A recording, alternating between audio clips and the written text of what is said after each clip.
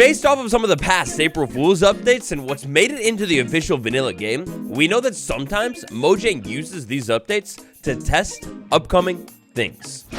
The wonderful poisonous potato update. From brand new mobs to brand new villages to that boss to the frying table to even more, there was a lot inside of this update. Over the next course of however many minutes it ends up being, I'd like to take the spotlight and shine it entirely on Redstone. Well, that and the fact that you can press this tiny little icon button and in chat you get the most beautiful looking HD potato Minecraft has potentially ever seen. When considering the future of Redstone in the context of the potato update, truly, there's only one spot that we could begin, and of course that's going to be with the entrance to the potato dimension itself. Dispenser right here, the proper portal, go ahead and light the portal in. Oh yes, that's not how it works. One more shot, maybe it'll work, okay. Not off to the greatest start. Enter the Vicious Potato, Minecraft's newest, most baddest, vicious, dangerous block. Inside of the Great Potato, inside of a biome called the Hash, if you're lucky, you'll come across a strange-looking block called the Vicious Potato block. The Vicious Potato will blend in very well with the other block you'll find in this biome called the Gravitator. No, what in the world was that? Now, in natural world generation, when these things do generate, they're gonna end up looking a little bit something like this. If I were to say, walk up to this thing and start, oh yeah, okay, excuse me. Blocks, that's the thing. They're dangerous blocks, but not always just inherently dangerous. I should be able to walk up to these things and break them without anything happening, but sometimes at random. And usually I find at random means if I get like close enough to them, they'll decide to target me and shoot something at me. To be honest, it's quite dangerous and, well, vicious. Now, upon first inspection, when you initially meet this block, it might seem very similar to, say, something like a dispenser with arrows inside of it. Put a dispenser down, put arrows inside of it, power the dispenser, and arrows shoot out of it. Getting a little bit more technically inclined here, arrows shoot out of the dispenser, but only in a forward-facing motion, and that's where our the brand new, mysteriously evil, vicious potato block comes in. The vicious potato block is a block that can absolutely be powered by redstone, but also can absolutely be powered by its own free will. Let's say we had an entity, 2, 3, or 4, inside of the vicinity of the vicious potato block. Go ahead and give this block a little bit of time, and any minute here, any second here, any second here, this block will at random pick a random entity in any direction around this block and try to attack that entity. Even more so, when it tries to attack that entity, I think maybe it was after the spider for a second, but when it attacks that entity, its projectile can kind of go right through things, almost like a crossbow with a piercing enchantment. It's pretty crazy. Now, the thing here with the vicious potato projectile, whatever you want to call it, doesn't really exist, and also it deals very little damage. In fact, so little damage that these poor guys over here, the big-headed know-it-alls, don't even know what happened at all. No pun intended. Imagine the reality where you're out in your world exploring, you finally find that structure you've been looking all over for, and you move inside and oh my, what in the world is this? Perhaps the most dangerous trap block of all time. Up top, oh, they're already shooting at me. No, please, I take it back. Okay, so we move into the inner bowels, the depths of the structure right here, and immediately they're already locking onto me and trying to get me, and the crazy thing is here, they could be anywhere. They don't have to be in a straight line away from me, like a dispenser, very sneaky, I know what's going on here. This thing could just be sitting over to the side, randomly decide to target me, and I'm like, I don't know, like trying to move around and hide, and if I don't get behind a proper block, like I'm potentially out of luck. It's just a dangerous trap block that's gonna lock onto me at random, like no matter what. A feature like this inside of a structure that is maybe almost maze-like or something with different dangers that you're already worrying about, maybe the trial chambers, that could be fire. This next block we'll be taking a look at is known as the poisonous mashed potato block. Get the block, place it down inside of your world, and it looks like a small layer. Grab another one of those blocks, place it down in your world, and you can actually stack these layers up almost just like it's like, I don't know, a snow layer or something like that. Listen to the sound for a quick second, and it's like, is that honey? Is that slime block? After all of that pondering, it's time for a little bit of survival experience. Get up close and personal with the block, and oh, what in the world is going on? All of a sudden, I have interesting particles popping out of me. I walk around on the ground for a quick second, and there's a strange trail created from time to time. Sticky. What in the world? In survival Minecraft, I go ahead and walk up to the block and punch it, and it actually breaks. And when it breaks instantaneously, unfortunately, it reverts back to just one single layer. Doesn't matter how many you place, but yeah, you can pick it up too. Real quick, let's touch up on our knowledge of slime block and honey block. In survival, if I were to say walk up to a slime block, press my body up against it, and jump, I get nothing at all. With the honey block, it's going to be basically the same thing, except when I slide down a little bit more slow. Like the honey block grabs onto me, sticks onto me, and slows me down. Oh my, did somebody say stick onto me? If I walk up to this block, check this out. As soon as I interact with the block, I get the sticky effect. Then I walk over to another plain old block quick enough and oh, sticky. It makes you actually fully properly sticky. So I go ahead and touch the block again, renew the effect. I get the effect for like 10 or so seconds, walk over to another block, and I'm climbing it. I can move smoothly up that block. Boom, bingo, just like that. Go ahead and slap some freshly green divines on a block, walk up to it and start to climb it, and well, that's the thing, you start to climb it. No effect or anything like that required, but imagine that, an effect where you could, say, interact with something, maybe drink a potion or whatever, and you're sticky for a little bit of time, and can climb clean up the side of something. Oh, that's fascinating. Now for today's video, I went ahead and picked out a lineup of 4 different blocks. So far, so good. Tap that like button right now, and let's move on to this weird, strange, sparky block. In a survival setting, this is a block that's going to send you all over the world. The first things first, move down into the mines, locate yourself a little bit of poisonous potato ore. Go ahead and mine that, and get yourself some poisonous potatoes. In the meantime, hopefully you've been looking around and paying attention to all of the other walls, because we're going to need ourselves a little bit of copper over here. And then hopefully it's somewhere. It's gotta be somewhere. Aha! After that, I sent myself plunging and plummeting all the way down to the deep. Eventually, by sheer will of force, I will make my way down to the deep caves and find a little bit of redstone. Now, I'm gonna need to go ahead and gather up some of that as well, because for this one, a lot of redstone is involved. Back over here in the comfort of my own home, it's time we go ahead and get to a little bit of crafting. And with all these cool ingredients that I found in the crafting table, a small U, a redstone dust right there, because of course redstone, an iron ingot, a copper ingot just like that, and voila, we have ourselves a brand new potato battery. In survival, I go ahead and place the battery down, interact with the battery, and I can actually turn it on and off. So it's like basically a built-in lever, if you will. Now, the cool thing is, when I turn this thing on, it's going to give out a maximum signal strength of 15. So, quite literally, this is basically a different kind of lever that just, like, looks different. It's a panel. We go ahead and interact with it and check that out. That beautiful copper bulb is turning on and off. Now, if I have it in the off state and go ahead and walk over on top of this thing, no.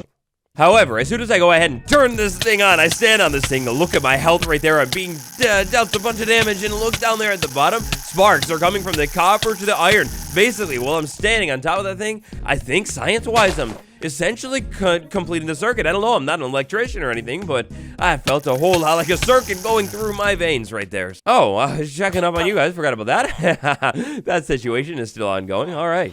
This one is insane, and for the first time today, I've got to say that I don't know if this thing realistically could ever make it a vanilla Minecraft because of how crazy this thing actually could potentially be. So, I got a little bit of a farm set up. All I need is a willing test subject, maybe this villager. Go ahead and drop the villager down right there in that contraption, and nothing like that. Go ahead and interact with this thing, turn the machine on, if you will, and now the villager is being fried up inside of this block, and I don't need to do a single thing at all. Now, I could go ahead and sit around here for a long time, let this villager go ahead and do its thing. The block does its power, and then I have a hopper right below. Because this block is not a full solid block, it'll go ahead and pick anything up and throw it right into the chest. Alright, so at this point, you get it with this one. It's a mob farm revolutionizer. You hook up your, say, standard zombie farm with one of these bad boys at the bottom. No need for a lava blade with, like, tricky timings, anything like that anymore. You just put this down here, turn it on when you want to take out the mobs, turn it off when you want to, like, I don't know, take them out manually or something. So, I gotta be honest, I lied a little bit when I introed the block. It was more of a theoretical situation. If we had a block like this in survival Minecraft, and with that block being less than a solid block, you could go ahead and put it inside of your mob farm and well, it'll actually pick up things. For today's setup build, it looks like I might have to get a little bit more advanced. Hopper minecart right down below it, and voila, problem solved. There are a hopper below that, and right into the chest, everything would theoretically go. But that one brings an interesting question. What do you think? Would a block like that just damages mobs and you can turn on and off work well in vanilla survival Minecraft, or would that be a flop? SCP-173. You can't make this stuff up. In the initial snapshot video, when we discovered this one, I was talking about, hey, what SCP was it? I genuinely couldn't remember at the time. I went ahead and took all the footage I had, about an hour or so, edited it down into the video that you ended up seeing, and sure enough, the bit where I was talking about SCP-173 was at 17 minutes and 30-something seconds. That's literally 173. In a more real, practical sense anyways, though, this block right here is known as the Flotator. Now, our good friend, the Flotator, is a shockingly strange block. Go ahead and place this block down on the front, and it's got a little bit of gray and red. It looks very, very technical, maybe like redstone hints going on or something. On the side, it's like soft looking, a little bit of gray going on, whatever. On the back side, oh, well, a slime. That's weird. Now what I want you to do right now is slide over to this video, find that add-on, it's free 99 with the chairs, the campfire ones. Pop that chair out, dust it off, unfold it, after a long winter and everything, and then take a squat. Sit down on that chair right now because what you're about to witness, if you have never witnessed this, is absolutely insane. Flotator, my dear friend, on the backside right there, put the redstone block in. Oh, it's smooth. Oh, it's gorgeous. Oh, it's beautiful. It's streamlined. And this thing is going. It's just moving.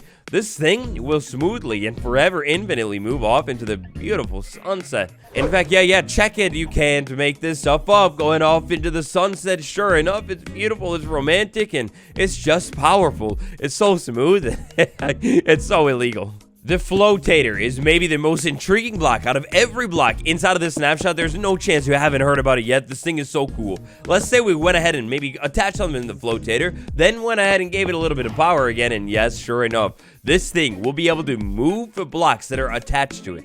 And when I say move blocks that are attached to it, I mean by default, quite a bit of blocks that are attached to it. Let's say inside of my survival world, I tried my hand at a little bit of building. I whipped up a beautiful looking monument to the village gods. And then I go ahead and walk over here, power the Flotator. And look at this thing, my beautiful statue, the head temple thing. It is now going to move everywhere. I could go ahead and spread my worship across all of the lands right here with a moving monument, a tribute to none other than the villagers themselves. Now, you might think this is insanely overpowered, but look at what happens when this block ends up moving and hitting something that is sitting solidly and firmly in the way. Now, if I go ahead and put another Flotator over here, go ahead and power this, it's going to move right back over to where it was going before. But if we go ahead and line ourselves up with a flight trajectory here, we will find that this hill is going to be in the way. When this thing eventually makes its way over to the hill, or in that case, anything that's in the way, it'll go ahead and stop.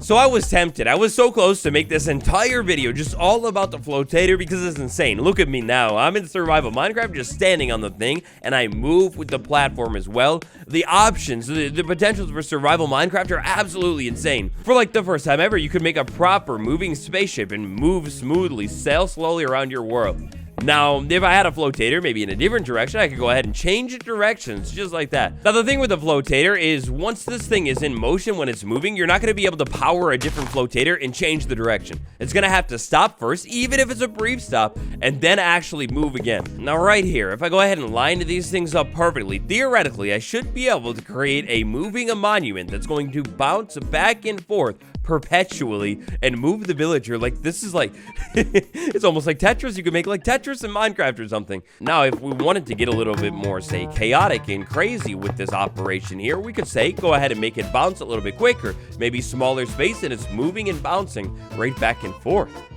Now, this little parkour course right here has been built very intentionally, taking into account my skill level. If I go ahead and move up right here, we have this moving platform. Oh boy, I gotta jump, and will he make it? And oh yeah, he made it. The platform is moving back and forth, and then I gotta move on and jump over to the next one, which was coincidentally that dandelion, and I made it. Alright, so right there's the proof of concept. You have a moving platform, maybe limited by something inside of vanilla Minecraft that bounces back and forth. Imagine the parkour challenge with that one.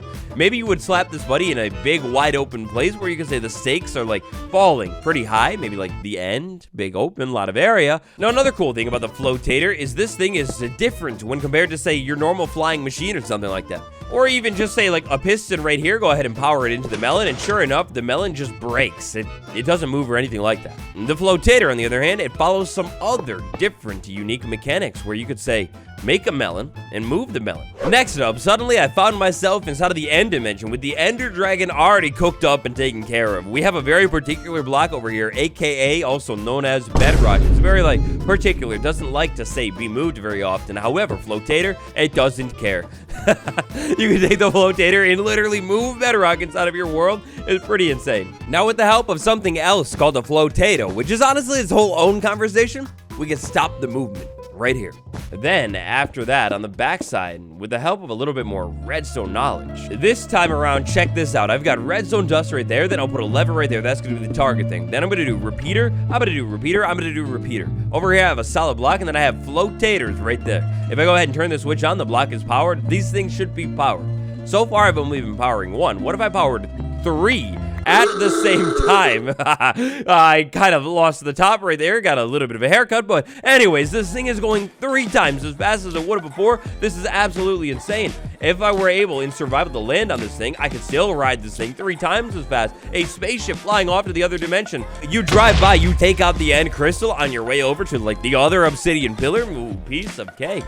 The next big question was, what if we say take this thing and try and move it diagonally inside of our world, and tragically, you cannot move it diagonally.